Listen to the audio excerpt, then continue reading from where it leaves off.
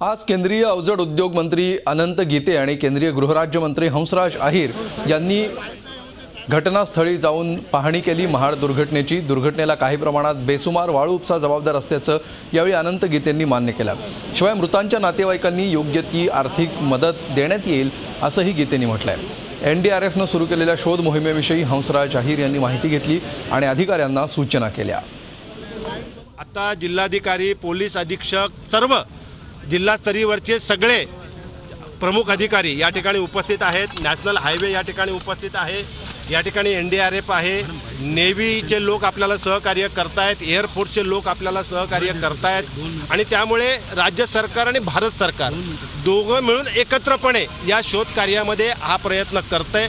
पूर्ण सहकार्य या शोध कार्यामध्ये केलं जाणार आहे आणि म्हणून लवकरात लवकर हे शोध कार्य पूर्ण होऊन जे कोणी याच्यामध्ये मृत्युमुखी पडलेत त्यांचे शव, त्यांची प्रेत या ठिकाणी शोधून काढणं हे पहिलं प्राथमिक कर्तव्य आहे। त्यानंतरच पुढचा अंदाज आपल्याला येणार आहे। झी 24 तास रहा एक पाऊल पुढे।